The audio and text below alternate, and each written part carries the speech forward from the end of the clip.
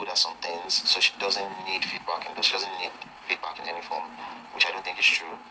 I also think she victim blames a lot. So, and I think she should try to be a lot more aware of how her actions impact on others. There seems to be a blind spot there to me when he also tells down to the victim blame when she's not aware of how her actions are impacting people. But then when she gets a reaction, she feels she's a victim.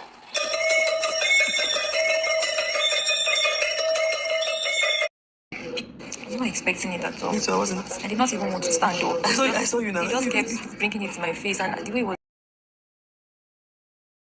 Hi guys, welcome back to my channel. Welcome back to another exciting update. It's a girl Chanel. So guys, enough gist for you people. Yes, enough. So guys, lately Big Brother has been waking up this housemate with this annoying sound like a town crier. Remember those town criers in the village that they use these all these sounds to, when they want to pass a message. So people have been using his ninjas, to wake the housemates up with different sounds. Like the sounds are annoying, guys.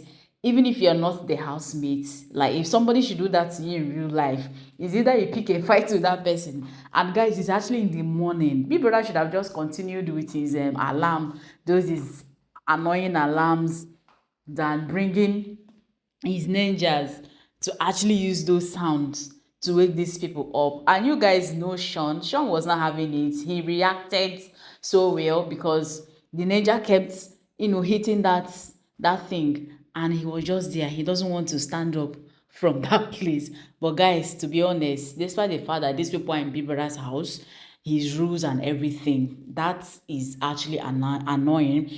But who are we? 100 million is not a joke. So we have to work for it. You don't just have to sleep, wake up, win task, do wager. No, work for it. So when you come out, if you win the money and come out, yes, I worked hard for this money. So it's not only Sean. Some other housemates also were complaining. Victoria also complained. Wani, almost everybody. But the camera can be on everybody at the same time. So the few people they showed talked about it, that those ninja with that noise, it wasn't funny at all.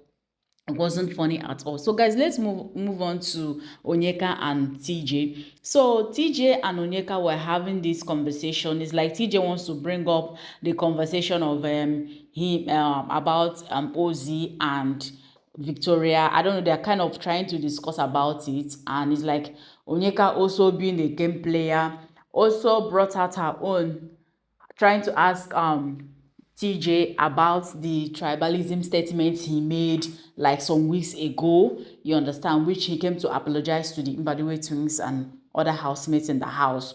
So Tjay was not having it. So Tjay was like, why are you bringing back this this gist that that we've already dead, like we've died this gist long ago? I know that I'm all for eviction and all of that. So your intention is to bring this in out to remind the viewers that this is what this guy says, so that they won't vote for him.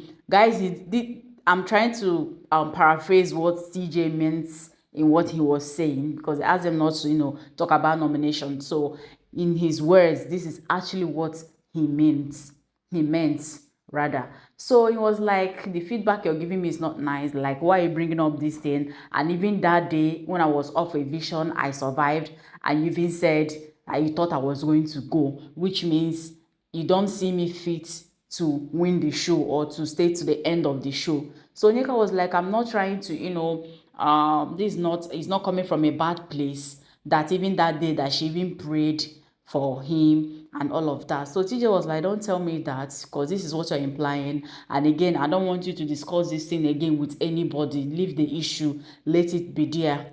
And guys, it didn't end there. So when Tjay went for his diary section, when they asked him about who is the most annoying person in the house and who is the least annoying person in the house, so he kind of said that there is no list or anything, but from the way he's feeling, that he think that Onyeka is the most annoying person in the house, maybe because of how he's feeling at the moment, that her feedbacks to that she doesn't know how her actions affect others negatively and all of that. So he shall explain all the things that he's explaining and all of that. And guys, TJ is angry, but in my opinion, why is he angry?